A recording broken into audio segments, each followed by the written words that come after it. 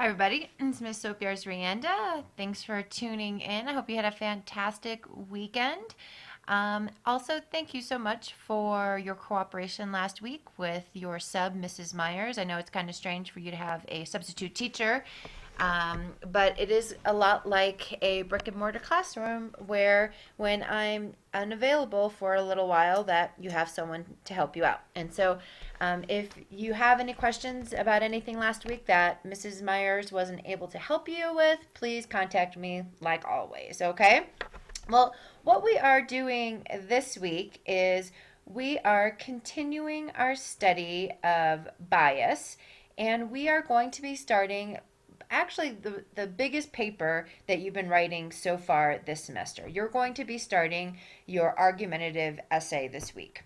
Last week you started conducting research. This week you're going to be doing even more research. You're not going to be writing the paper this week. You are going to be doing your topic selection and all of your research with a works cited page as well. So lots of work to do this week. Even though there's only 2 assignments that are due, you're going to be doing all of your research this week and all of your writing next week. Okay, I did want to point out over here on the right hand side, to be successful in this class, you do not click on this list of assignments here on the right hand side, because it'll take you directly just to the assignment and won't give you the content. In order to be successful in this class, you need to always click on materials and navigate through the session that way. Another thing I wanted to point out to you on the right hand side here are parent-teacher conferences. If you can believe it, we are halfway through October. We are halfway through this semester.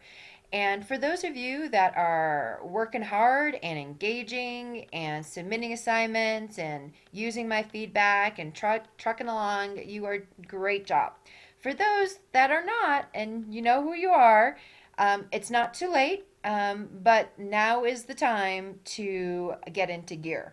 So it's your responsibility to reach out to me. I've been reaching out to most of you, all of you that are needing assistance in this class, and now's the time to kick it into high gear, you guys.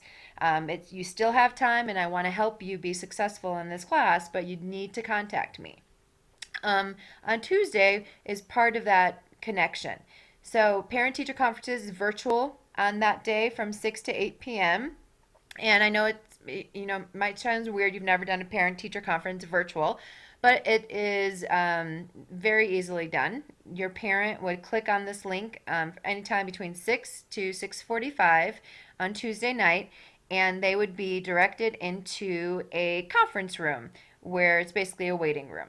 And when it's their turn, I would invite them into a private conference room where we would talk and look at your grades, and I would hope that you would come with them if you can, and then we would get a plan together for you.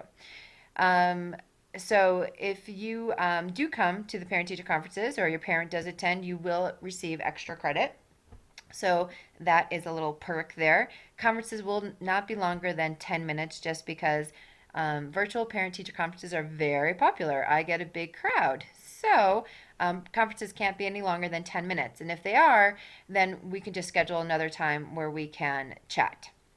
And if your parent or guardian cannot make the virtual parent-teacher conference, if you want to come to a good old face-to-face parent-teacher conference, then Wednesday at the Jeffco Ed Center from 6 to 8 o'clock, I will be there. Again, you'll get a couple extra bonus points if your parent and or you come to parent-teacher conferences face-to-face. If you come to both, hey, great, even better. Okay?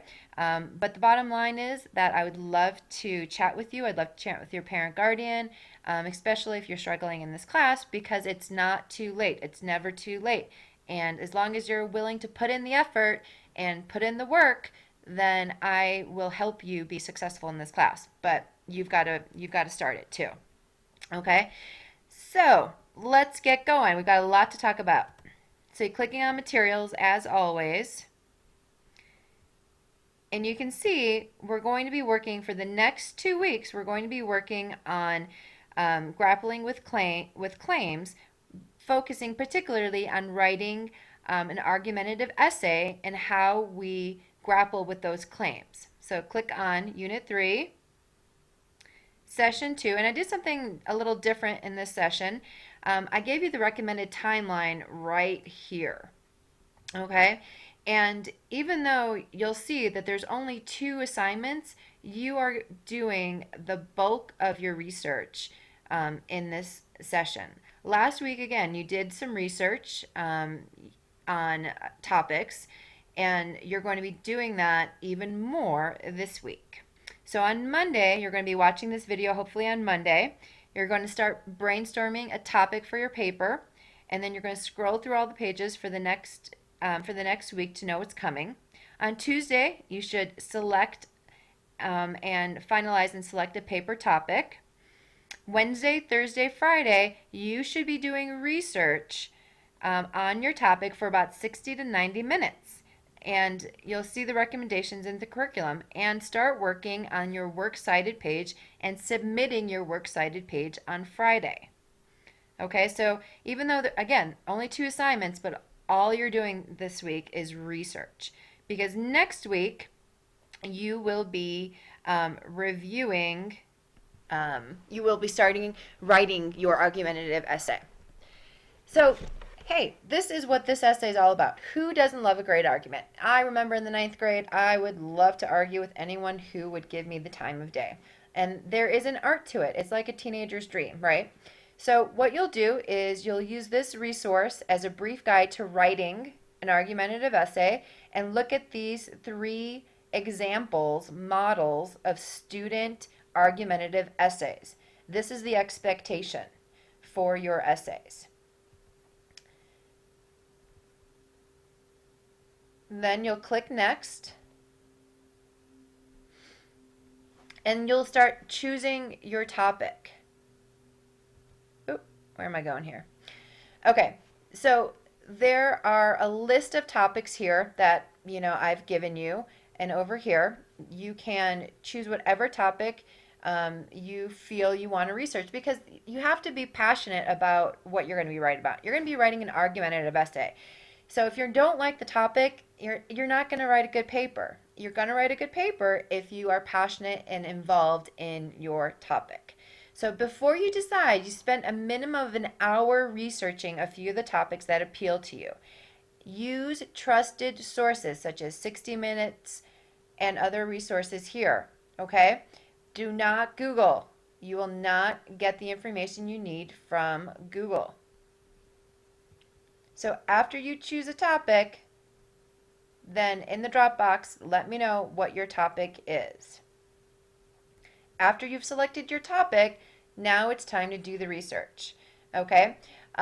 You begin the research, and I've given you lots of great resources here, you guys. Be sure to read through this, very detailed and very important. Do not just Google. You guys are in high school, and this is your next step in academic research. So remember to use good sources and evaluate the information for quality, just like you were evaluating the information in the last session about bias reporting. Same thing. You need to make sure the information is quality. Find experts in the field and find solid statistics that help your argument.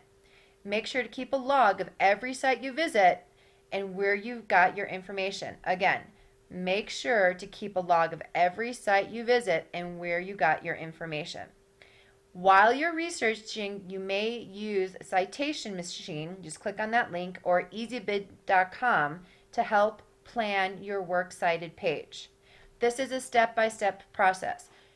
Do not save all this research for the last minute. Do a little bit every single day, get all the information you need, and then, as you go from site to site, start inputting it to the Citation Machine or easybib.com. Okay? The 2 files on this page provide formatting guidelines and research options. Please, please, please use them. Okay? This is an example of what a works cited MLA example document looks like. Be sure to look at page 12 down here of a sample paper for a look at the correctly formatted works cited page. Also, please keep in mind that there's a great deal of junk out there on the internet. I expect you to use legitimate resources. And if you want to know what legitimate is, then you can look on this site right here. Okay? So after you've done all your research on your topic and have created and have looked at what a works cited MLA document looks like, and I'll pull it up for you.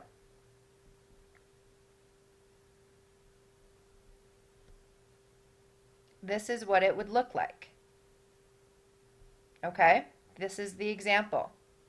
So be sure that you're formatting correctly.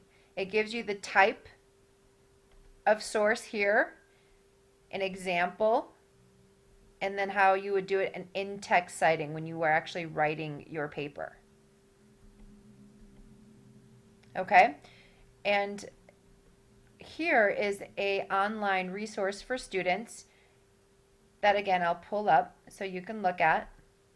And this is a great resource of all the different resources that you can use that are legitimate, that are not Google, basically, to help you with your research. So once you have done your research, created your works cited page, this is where you submit your works cited document.